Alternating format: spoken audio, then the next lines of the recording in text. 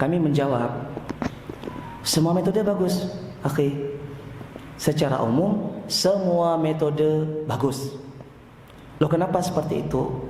Karena orang buat metode, seseorang buat buku, itu nggak sembarangan.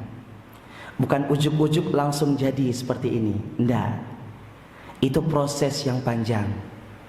Proses dari ilmu seseorang tersebut yang dia miliki dari guru-gurunya, satu. Yang kedua, dari pengalaman-pengalaman dia, baik di dalam mengajar di sebuah lembaga atau di dalam halaqah-halaqah Quran. Dari situ semua dia kumpulkan, jadilah sebuah pemikiran, dan pemikiran itu dia tuangkan di dalam sebuah tulisan, buku, metode, jurnal, ilmiah, dan lain-lain, sehingga terbitlah yang namanya metode. Lalu metode itu diuji cobakan, bahasa kerennya trial and error, di lembaga-lembaga pribadinya. Sama ya, kalau kita lihat latar belakang Kiai Haji As'ad Humam rahimahullah, pendiri metode Iqra, juga seperti itu.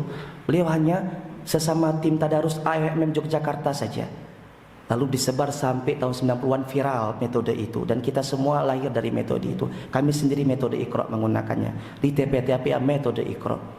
Dan kalau kita lihat Aqla juga seperti itu.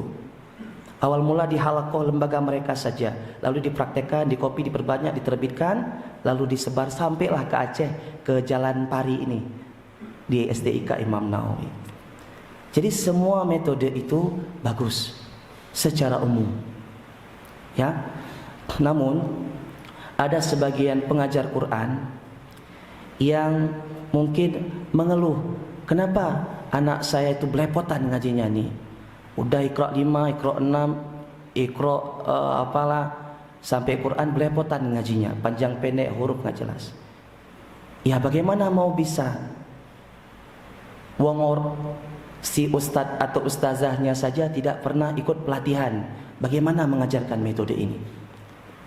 Karena kembali lagi ke dasar, semua metode itu bagus, yang penting kita tahu cara menggunakannya, itu saja. Mau pakai apapun, yang penting ustadz ustazah paham dengan metode yang ustadz ustazah pakai. Itu dia.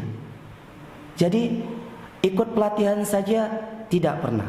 Sekolah buat pelatihan beribu alasan untuk tidak hadir.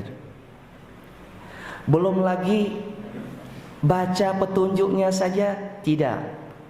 Jangan tanya memahami, memang enggak. Otomatis belepotan ngaji anak-anaknya. Kenapa? Dari jilid 1, dari Iqra 1 saja sudah keliru cara ngajarnya. Seharusnya kan bacaan langsung, misalnya di Iqra itu, tanpa dieja dan suara pendek, a, ba, ta, dan seterusnya. Tapi ketika mengajar, anaknya mengucapkan seperti ini, a, ba,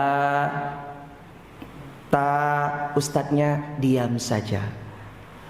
Iqra 2, begitu seterusnya, jala, zahaba. Iqra 3 jangan tanya lagi, Iqra 4 jangan tanya lagi. Masuk ke Quran, dzalikal kitabu la raiba fih, sampai seperti itu. Bacaan yang tidak seharusnya panjang dibaca panjang, fatal akibatnya, sangat fatal. Ya, jadi apapun metode yang kita gunakan di sekolah ini, yang penting kita paham.